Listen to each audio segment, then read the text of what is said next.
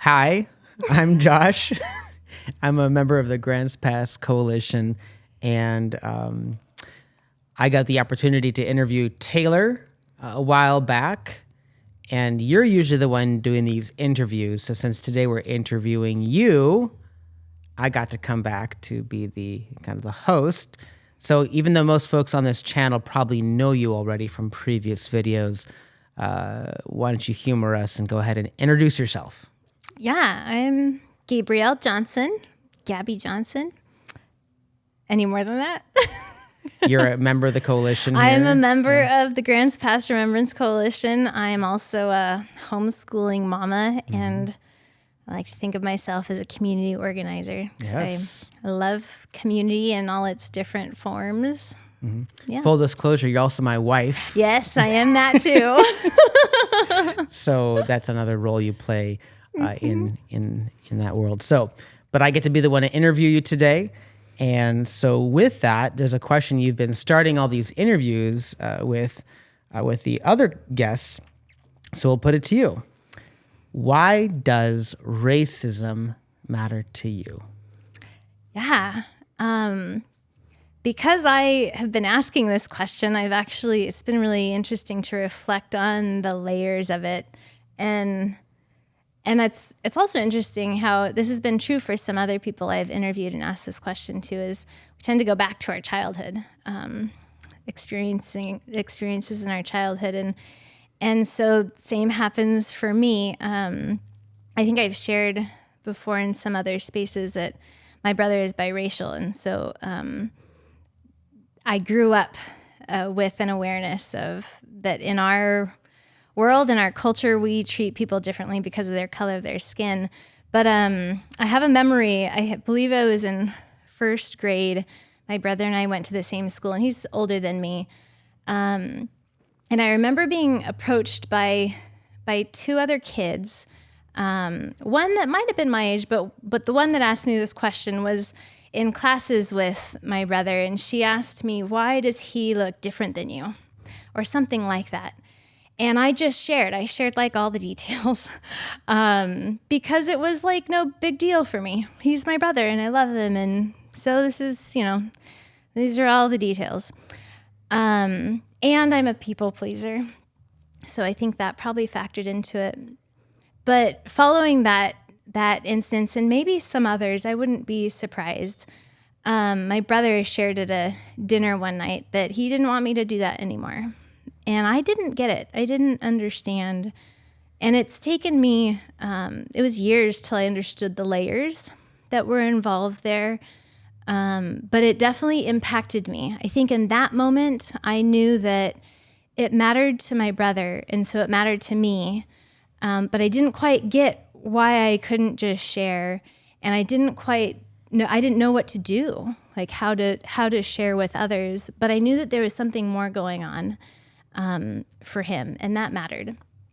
In years later, as I've reflected on that experience, pieces like, why did they ask me that question?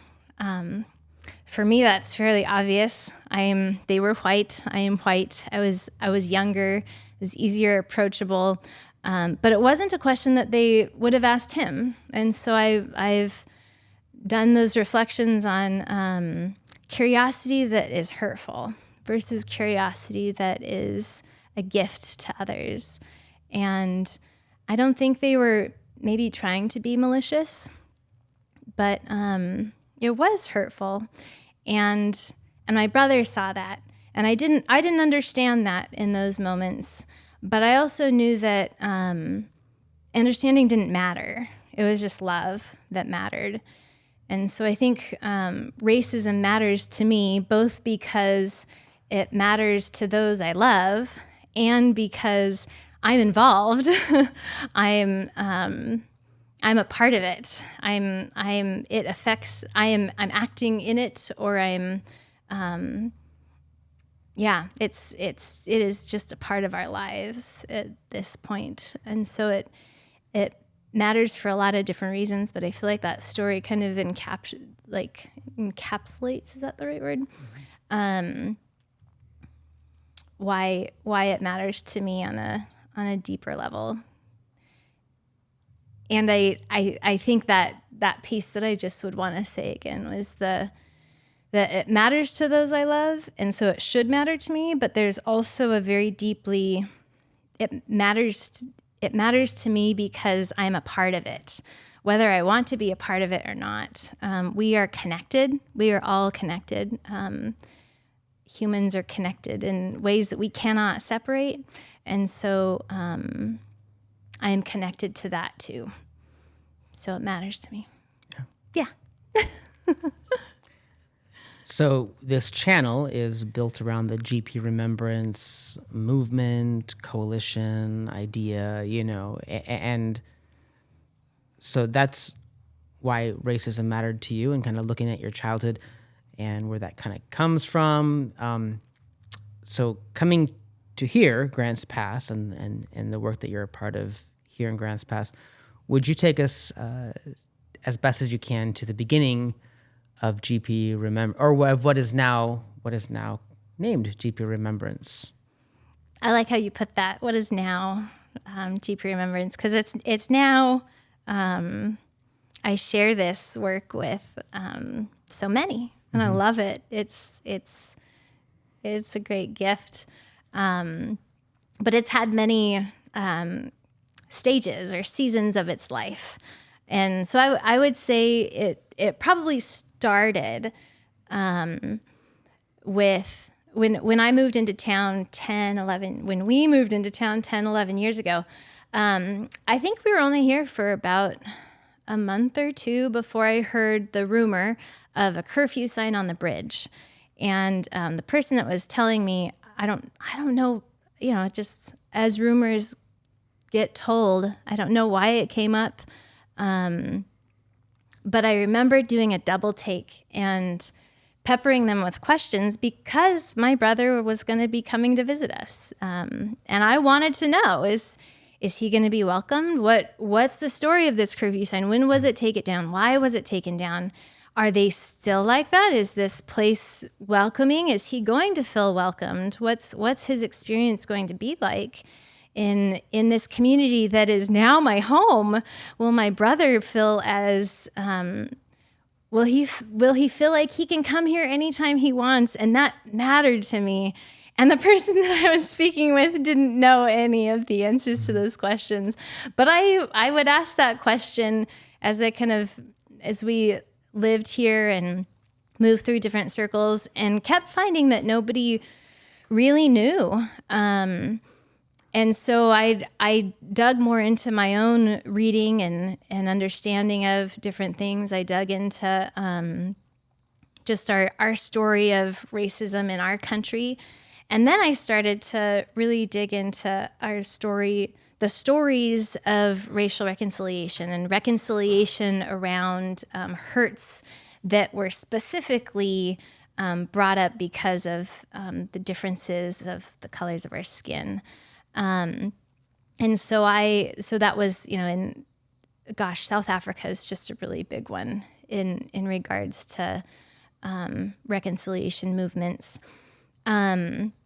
But as I was doing that, I ran across Bryan Stevenson's work. And Bryan Stevenson has a museum in Georgia, I believe, that has,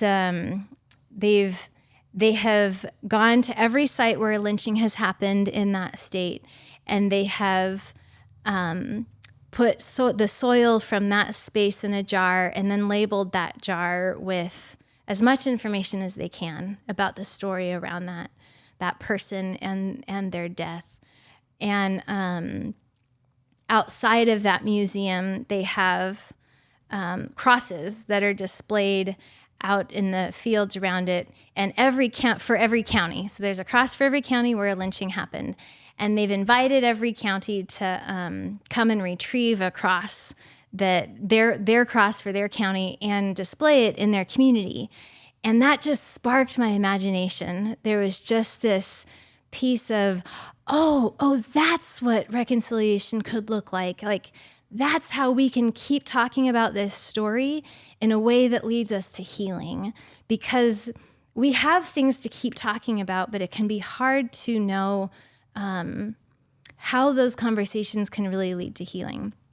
So this is a long story, heads up, because I'm going to give you some details. Yes, keep going. But so Brian Stevenson's work really sparked that, and he has a quote that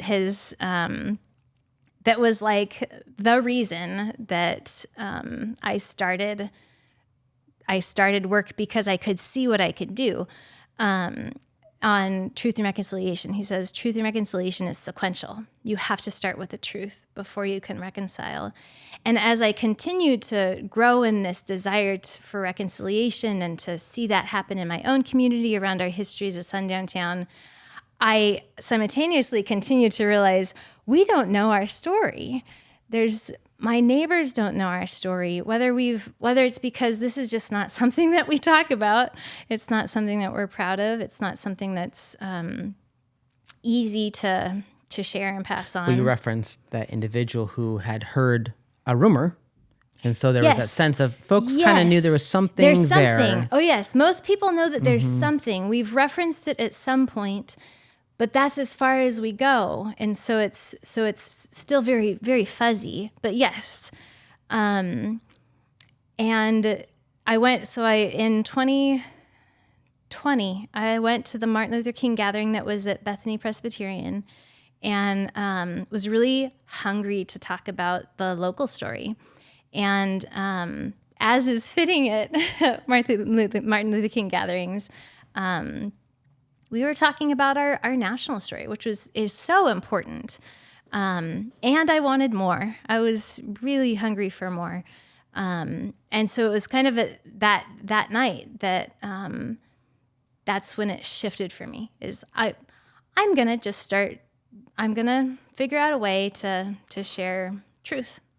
I'm a Christian, and so that's kind of the night that I think about God commissioning me, saying, you're just going to do this thing. I didn't know what it would look like. I just knew that I wanted to do something in saying, hey, this is our story, and in a format that I could share with neighbors.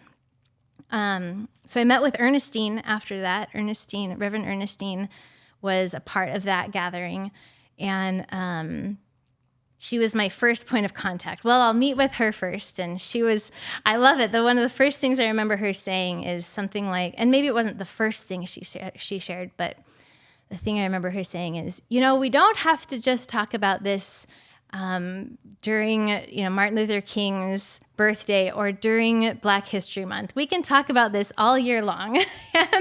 and I just was like, yes, I'm ready. And I asked if she'd be willing to kind of walk with me through the process of whatever it was that I was doing, or be willing to just have eyes on things. And she was so gracious in kind of saying, yes, do this thing, and let me know how I can help. That was really meaningful.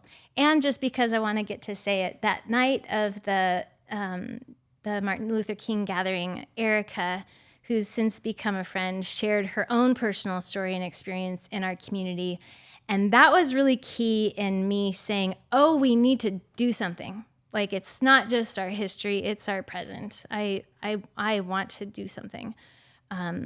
So yeah, those two women play parts in that story that I don't always have opportunity to share. So it's kind of like a thank you to get to share it. Anyway, so the what ended up being a booklet was put together. I tend to think about it as producing it because I didn't write much of it. The parts that were written were done in collaboration with you and many others that knew how to work with language that would be connective and for our community and the space that we were at. But the booklet was ready for publishing about 2 weeks after George Floyd was murdered. And so there was an element of timeliness that I just can't, there was a deep thankfulness for being able to feel like I had something I could do. There is such grief over George Floyd's murder, and my neighbors were now talking about something that they never thought to talk about, really. We live in a community that's definitely majority white, and so it doesn't come up in conversation. And so there was a thankfulness, too, of I'm about to print this booklet that I can share with people in the midst of this conversation that's starting to come up for them. Give a little nutshell of what was in that booklet. Yeah. So the What title is of in that it booklet? is we took kind of an academic approach, and the title of it certainly gives light to that. I believe it's a brief history of racism against African Americans in our state and in Grants Pass. In the state of Oregon and in the town. Of Oregon and in the town of Grants Grants Pass. Pass. Even wordier. And then there's like a subheading. You'll remember, what's the subheading? Where we've been and where we could go, or something like that? Sounds right. Okay. So yes, that's the booklet. Now, after the booklet, I emailed EJI. That's Taylor Stevenson's organization. Equal Justice Initiative. Just to say thank you. Like they're the ones in Georgia. They're the ones in Georgia. Brian Stevenson's work was the one that sparked my imagination on, I could tell the truth about this, and knowing that that it's one step in a process towards reconciliation. So there's just such deep thankfulness over his work and how it connected me to what could be done in my own community. And in connecting with them, they emailed me back and said, there's someone else doing reconciliation work near you in Oregon. You should connect. And so I emailed Taylor Stewart, who is currently working at in Coos Bay with that project. And at the time you emailed him, he was doing the Coos Bay project. Yes. So he's still in the midst of that. I don't think they hadn't done a soil collection yet. And so he was kind of like, I don't know if this is what I want to do. I don't know if it's going to happen. But so it was really fun to get to, so connecting with Taylor Stewart, I knew when I was done with the booklet that I kind of was done with the thing that I could do, that I knew that the story wasn't over, that there was this, that the truth was only shared so that we could reconcile, but I also knew that I couldn't be the one that led us into that process or that walked us through that process, that I needed to follow somebody, both somebody that was from within the Black community, as well as somebody that loved it and wanted reconciliation as well in this area. And so there was a period of time where I was like, boy, I wonder what do I do? I think I just have to wait. So connecting with Taylor and sharing with him what I was wanting to get to do, which was do a truth and reconciliation project in regards to our history as a sundown town. And for him to respond, this is what I want to do with my life. This is my life work. Let's do sundown towns.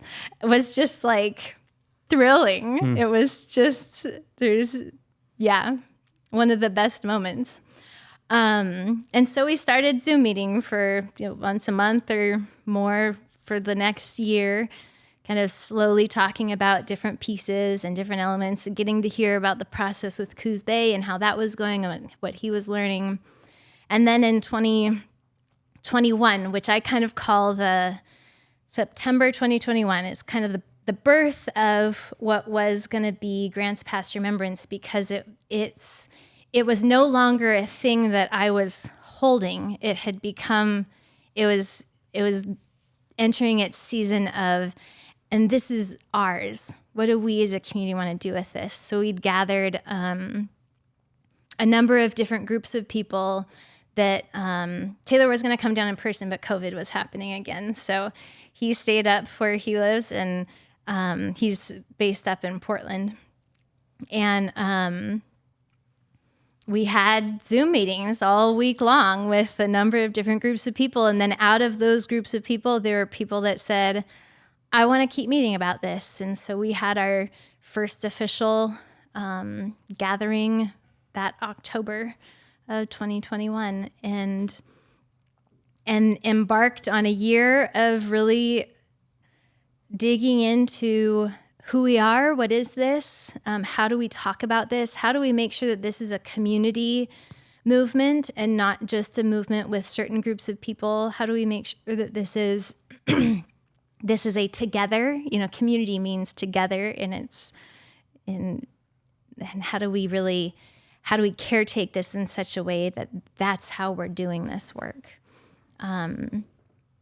So we are in 2023, and we've had a couple community gatherings, and we're really starting in kind of a new season of that. We had a summer gathering in July that we invited friends and family to, and then a Martin Luther King Jr. community gathering just this last January, which is like just about a month ago now.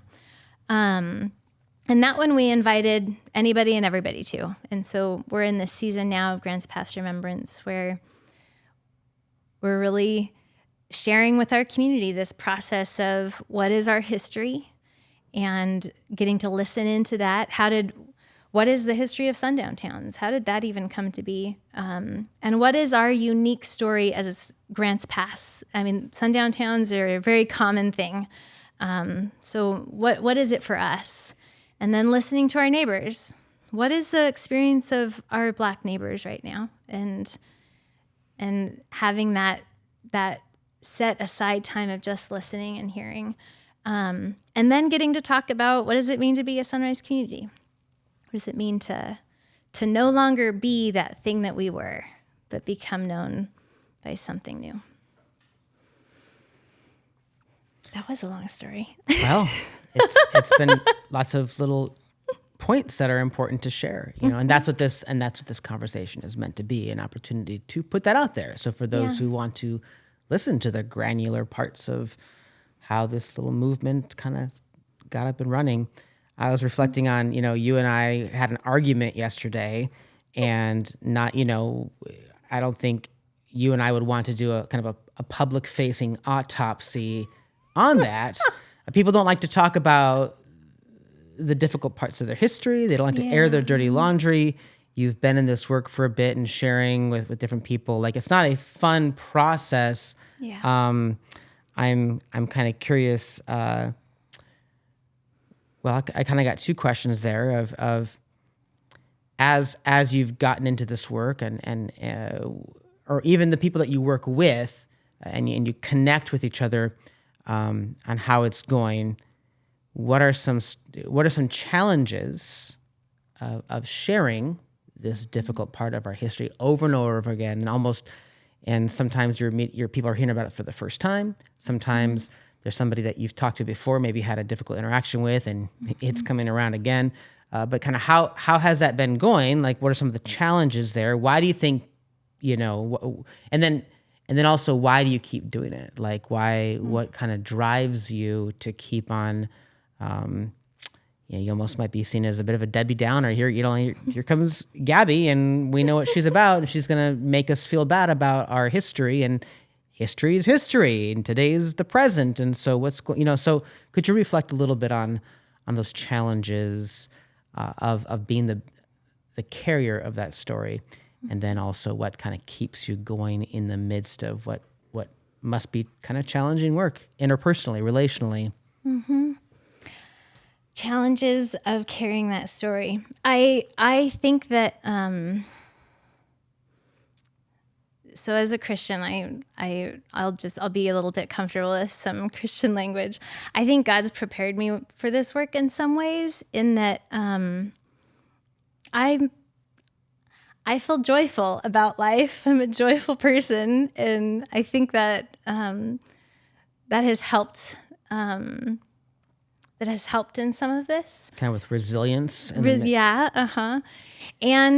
I have a belief that there's some really deep good in hard stuff, and that we don't have to be afraid of conflict, and we don't have to be afraid of the hard stuff. And that was in place before I engaged in this work, and it's grown. It's gotten more words attached to it, and and more understanding. But it sure helped that was already in place, I think, for me. But folks aren't so much, well, some might be, but some folks aren't so much afraid of conflict, but they might say, hey, given the choice of what we're going to do today, I'd rather not go to the place of conflict. I'd rather not, That's a good point. So when you why of conflict? You kind of walk it. Is it worth it? You're kind of doing a public autopsy of our history. Oh, that's a good point. And it reveals this part of our history that's not very glamorous. We'd rather forget it and move on from it. Yeah. So you're reminding people of it, reminding the community of it. That it is definitely a challenge. There are some people that that you can tell would rather not talk about it, or maybe aren't ready to talk about it, and that's okay. But my experience, by and large, is that when I'm able to talk a little bit longer, that it doesn't take too long for people to see the connectedness of it and the hope that's within it, or the healing or the goodness that's in it. But it is tricky because not everybody's in a space in life where they're ready to talk long enough to hear those pieces. I don't need more, you know, borrow from. Yeah. So talk about when you say you're able to talk a bit longer, in that first part where, you know, you may not get to go, like, what do you think some of the, what are some of the, in your listeners, I don't know if you know this from either their testimony or you just kind of have to guess, but what are some of the kind of the worst case scenario? Like what do you represent to them, and why would they not want to listen a little bit longer to you share or reflect on our history as a sundown town and how it continues to impact people of color who are wanting to make this place their home? I'm going to use some lazy language for a minute because... meaning what? Lazy? What would... Lazy meaning I don't love terms. I don't love labels because we're complex, dynamic human beings, and there's a lot of nuance in life. But terms can also be helpful. So I'm going to use some terms that... can cause us to generalize about people and push and say, "Oh, I already know what they think." So that's my lazy language. That's my okay. That's my. This is lays away. The lazy language is with liberals and conservatives. Okay. So we live in a world right now where political identity in that way is. Those are some big ways that we identify ourselves. They're very meaningful identifiers for a lot of people. Meaningful identifiers. And I don't think it's bad necessarily, but I think it can be unhelpful in that the person who has the other label that you don't have, or even if you are kind of comfortable in one of those labels but not totally comfortable, it's still pretty easy to... push aside anybody with the other label. And so it's helpful to know that, but it's also, those labels can become unhelpful because you kind of think you already know what you think the other person is going to say or what they might mean. So when you come talking about injustice or historical injustice, folks might assume some things about you that, like, so... Well, Okay. So what I was actually going to say that it depends on which of those groups you identify most with. Yeah. In our culture today, I believe that we have. I don't even think I need to say I believe. I think liberals have said dealing with racism or addressing racism is important, and so whether or not you personally have seen that as a value, if you identify with that label, you've got some smooth paths to talk about, to considering that to be an important topic. So when I connect with people in our community, there are some people that have really smooth paths to, when I bring it up, they're ready for it. And again, liberal and conservative isn't the only thing that smooths these paths, but that tends to be one of the bigger determiners of whether or not you think it's important.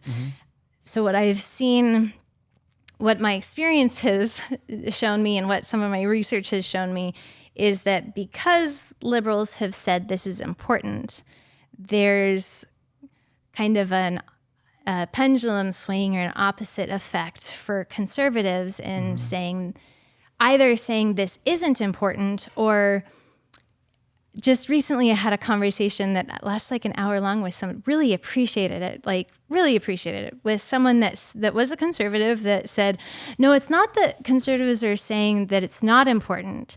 It's that we're saying that the way to deal with it and to heal from it is to not talk about it. And that was like mind-blowing for me. Like, oh, I hadn't realized that. But that also would connect in a lot of ways, that they also want to heal from it. They don't want this to be a thing, but that their approach to deal with it is very different than the liberal approach to deal with it and to heal from it. And so my experience is that in spaces, in conservative spaces, it definitely needs a conversation to talk about how it's connected to today, why it matters, how our neighbors of color are still affected by this history, and how we should stop and listen and ask, even if they aren't affected. It's because our history, because this is something that has happened, and you can kind of track how it's changed forms and still present to today. We need to stop and listen. Whatever it is that we find, we need to stop and listen. And how we don't need to always be defined by this. Like, we do this work so that we can heal, so that we can reconcile, so that we can experience and create and write a new ending to this. Let's become a sunrise community. And all of those things that's hope and something that we can really look forward to. But it's a conversation that people can lose hope around pretty easily. We have a long history. It's a hard one. So I've appreciated, as I've heard, you kind of, the coalition building this coalition, this movement, this messaging, wanting to be very intentional about creating a space that is open to any community member to come in and share their story, even if it's one that might sound at odds with somebody else. So as you've had conversations with, anytime groups of people you want groups of people to come together, there is, how do I come at this question? What do you think, if we're going to use that lazy language of conservative, liberal, from your point of view and the conversations you've had, what challenge does this work have to folks? Does GP Remembrance, wanting to tell this story GP here in Grants Pass, creating a space that's open to the whole community, where anyone can feel open to share their story with kind of freedom, without a sense of So what challenge does this particular work that GP Remembrance is creating pose to liberals, and what challenge does it pose to conservatives if they're able to get past that initial, wait, that person's in the room, or this is their idea, if they can get past that initial and listen a little bit longer and find that kind of human-to-human connection of, we're not trying to wage a nationwide war here. We're trying to listen to our neighbors, have kind of a sober reflection on our history, and to kind of ask, is there any work for us to do? And it does seem like there are some opportunities for us to. So, but I'm kind of curious, as you create a space that does welcome the polar opposites, or at least seeks to. What will a liberal need to do to kind of need to let go of, or in what way are they going to be uniquely challenged, and in what way is a conservative going to be uniquely challenged to kind of join this space for this work? Now I'll have to think about, that's a great question. And I love great questions. And I want to want to think Because everyone's got to leave something, right? If I'm going to make space for you, I have to let go of something in me. Very true. I honestly think right now the biggest challenge is entering into something that someone that is polar opposite from you might be a part of. Yeah. Like I honestly think the hardest step is to come to the table. I think once we're at the table, that's where connection happens. That's where we remember, oh yes, you're a human. Oh yes, you have a family and a work life, and I can ask you questions that that I ask anybody else, and I can learn from you, and I can it's just getting people to come to the table. And so much of that was why we spent so much time in that first season of Grants Past Remembrance in really thinking through language. Is our language invitational to all of our community members? Now, there will be community members that don't want to come, and that's okay. But it would be heartbreaking if the reason somebody didn't come to the table was because they thought they weren't invited.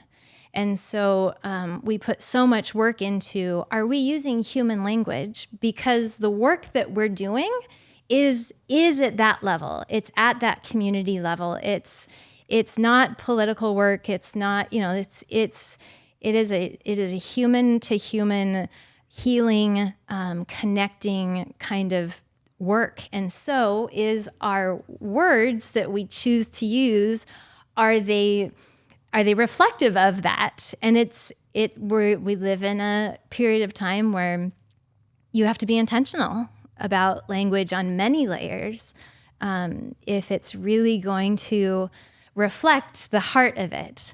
And I'm still in that process. I've been doing this work for a long while now. I've been really intentional and thoughtful about language for a long while now. And just like 2 weeks ago, I realized a layer that, oh, okay. And there was some grief for that for me. I didn't want to give that language up, but I realized, but it would serve my neighbor. And that's really what I want to do. It's okay to give that up because it still points to the same thing. And so I do think that the thing, whether you're liberal or conservative or any other of the many ways that, that we separate or put ourselves Christian, non-Christian, whatever labels people use, I think the biggest barrier is just getting to the table.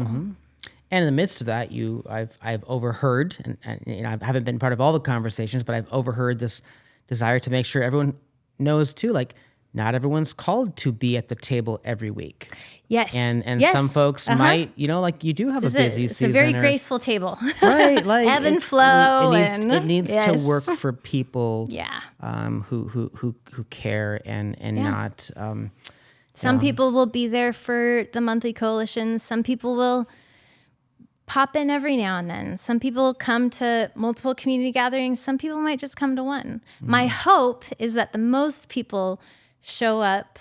I don't know when the moment is yet, but we'll make sure people know. But there will be a moment where I hope that we'll all show up, and even all those community gatherings that will start showing up in those spaces. Yeah. So I mean, we're kind of zooming into different parts of GP Remembrance, and we're here to kind of hear your story. But I think that kind of connects with some of the challenges that have been there. And one of the challenges was, how do you craft language that's invitational? How do you try to anticipate barriers that other people might have to listening a little bit longer? And so that's been, a labor of love and care that the coalition has been at work on. So you and I, we are Christian. We would call ourselves evangelical because we believe that Jesus is still good news worth sharing. That's part of that's our faith. But it's also true that not a lot of Christians, because a lot of evangelicals identify with a particular political party. Not always. I mean, but that's kind of in broad strokes, again, with that lazy language. So it's kind of natural to not see a lot of evangelical Christians involved in this work. And then also, because of what you were sharing earlier, there might be folks who don't identify with that faith, who are very much excited about this work and might be kind of like, what is an evangelical Christian doing in this space? Is there some agenda somewhere that involved? And so I wonder if you would talk a little bit more about, you've shared that your faith is, and this is not like a pitch. Yeah, but we know right, that because everybody brings their own, Yeah. brings their self to this work. And Yeah. you talked about why you stay in this work and the hope that you feel and the joy that you have. And obvious, so that's an important part of your story. And for those who might be interested in how an evangelical might connect to the work of GP Remembrance, or how or why, it might be helpful to someone out there who is interested in that. Yeah. Boy, there's a couple layers in there. So I'll just start Sure. where I'm thinking. And the first one was kind of a surprise that an evangelical might be involved in the work. And I can say that in my early years, and even now, but most definitely my early years when I was seeking to mature and grow in reconciliation, in regards to my faith, I had to reference to people that were in our country. I had to, my looking for mentors or people that were talking about this in a way that I felt were really grounded. They are there. But I had to go wider. Christian men, people who are involved in this work, who are also identify I was with hungry, the same. of course, as I'm a Christian. This is important to me, and I believe it's important to me because I believe it's important to God. So there was a season of, wait a minute, why aren't it was a very lonely season, and my faith resources were out. There's many in our country that are talking about this in ways that were meaningful. But it was hard for me to jump in. That was part of your loneliness. I was even having we were waiting to see what would how that would work for us. Yeah. Not that would that be a make or break thing for the marriage, but what is this passion, this call on your life? How what relationship am I going to have to that call as well? So yeah, for sure. So you're looking for mentors out there to kind of connect, ground you in this work. I think I was just naming that.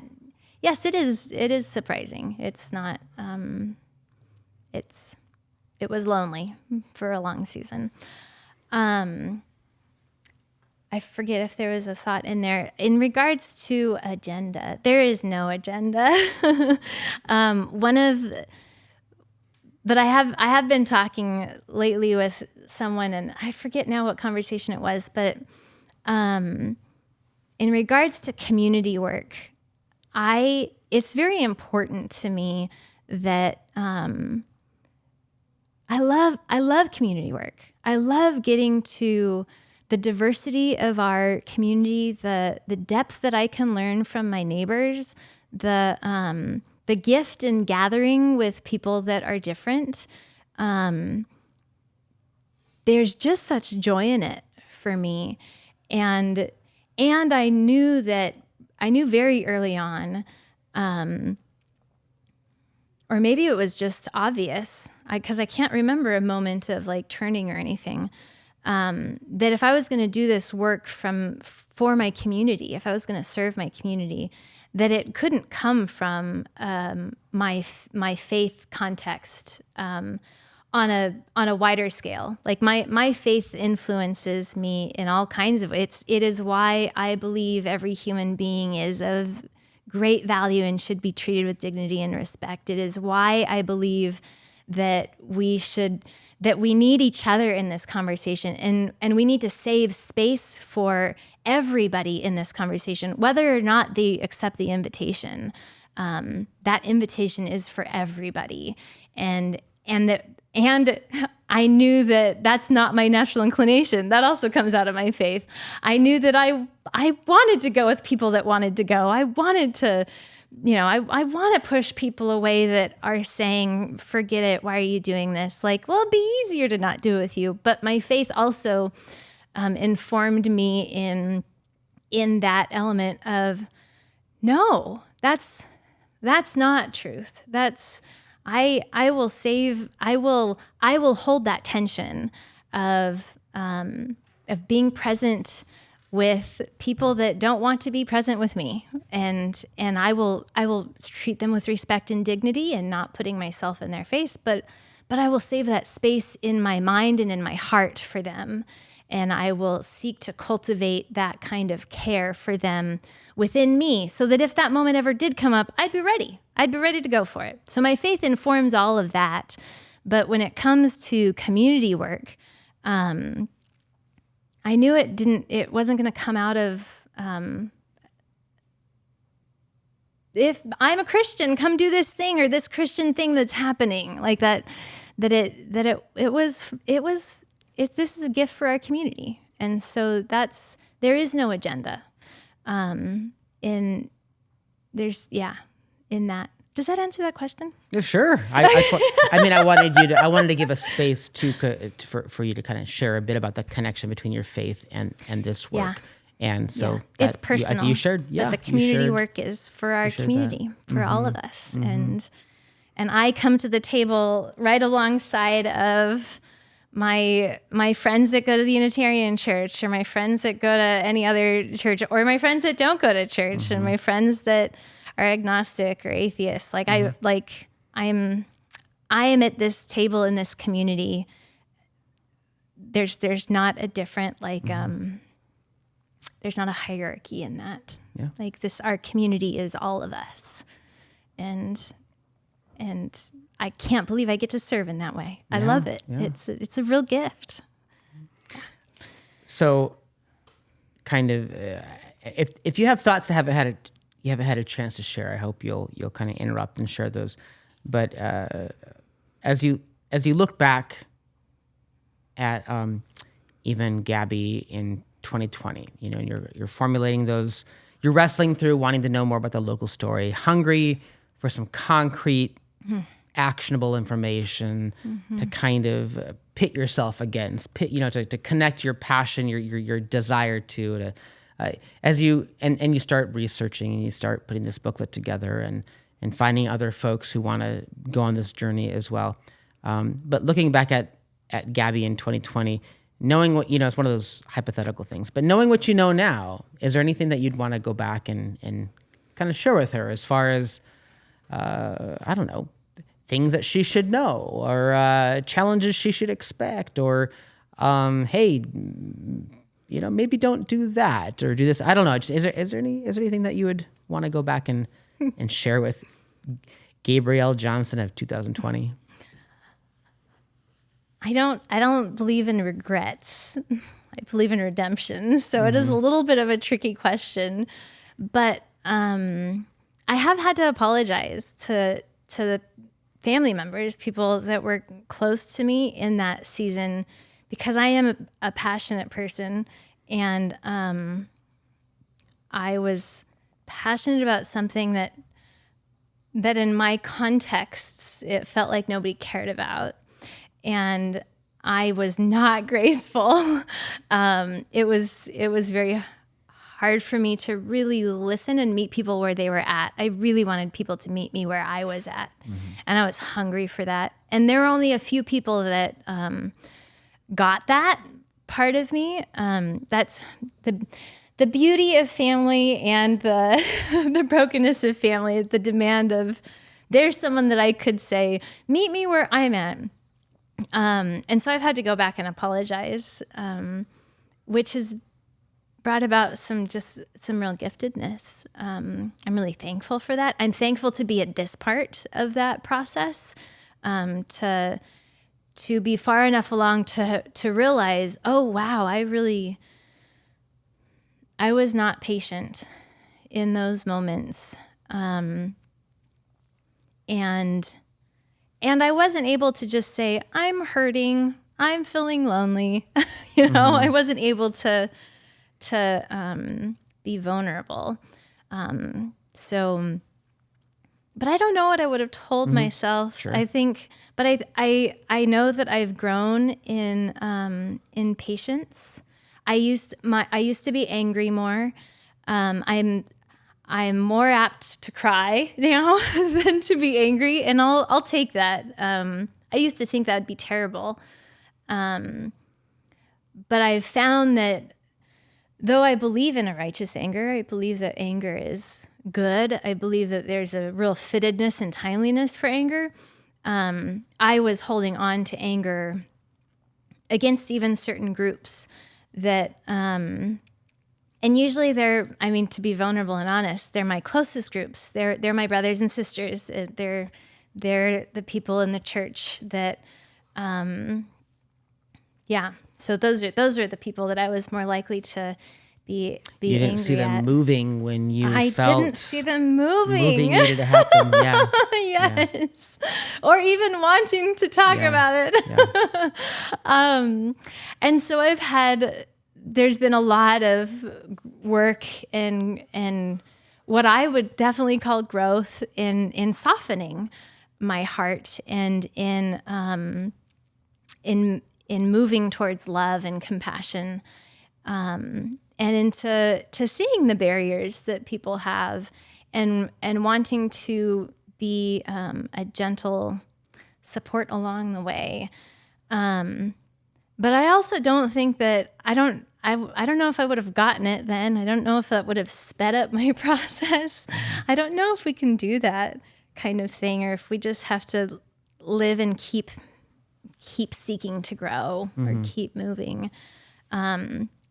But the pieces that I get most sad about are the conversations that I had with people that I wonder if, oh no, will they, even though those conversations might have been graceful for me in that moment, they weren't the whole picture, and they weren't what the picture is now. And that fear of, have I burned the bridge? Have I placed a barrier in the way? Will they be curious about this now? Or because they encountered me then, will they close the door? You might be the one closed? who turned off the opportunity for them, and you're like, no, talk to me now. Yeah. Look, So sorry, go ahead. I don't think I actually had anything. Did you and kind of looking ahead? It's February 2023. We're having this interview. Is there anything kind of looking ahead that you're looking forward to happening this year? Or I'm looking forward to seeing what happens this year. Yeah. There are a couple of things like on the calendar, and there's a couple of things that we're talking about.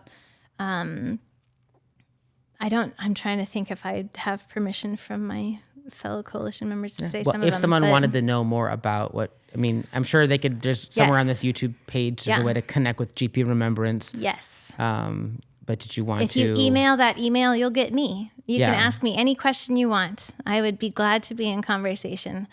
I am endlessly learning from people and their questions. So I would love that. But so if there's of course booklets, whether you would like to read the booklet, that's kind of the start, a little taster. Is there a place to get that online, or is that just, again, email or put a comment in the YouTube? That can be and we'll, online. And we'll find you and get to you. Okay.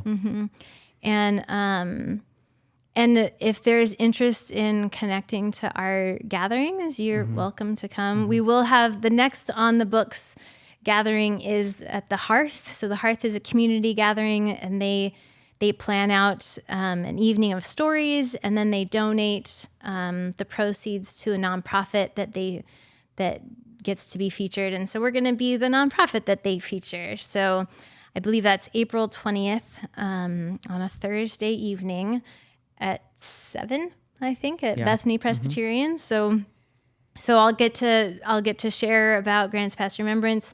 Taylor's one of the storytellers, and Sylvia's one of the storytellers. We've got a couple others that I don't know all the details because I'm not choosing all those storytellers. But Sylvia's on another member of the coalition. But So that's an opportunity to hear a little bit more.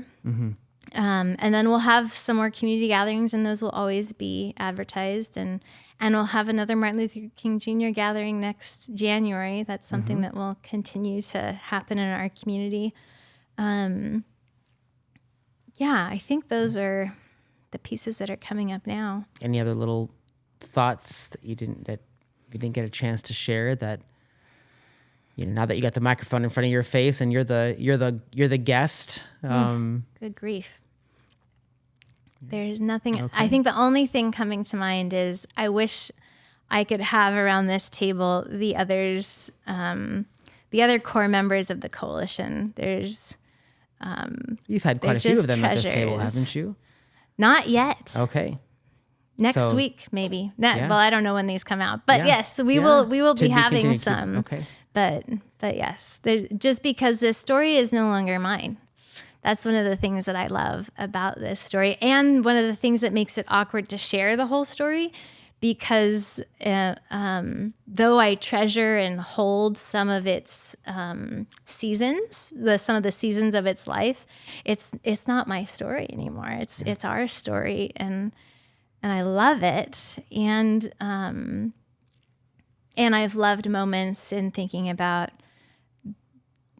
the way that hearing from other people what this has meant to them and what that experience is I'm learning about Grants Past Remembrance through them. And so that's just a real, that's true community. That's community work. It's ours. And I love that piece. And I look forward to the seasons of life that it is yet to live in our community. Well, Gabrielle Johnsen, thank you for sharing your story, your GP Remembrance story with us. Appreciate your vulnerability and openness to put that out there. Thank you.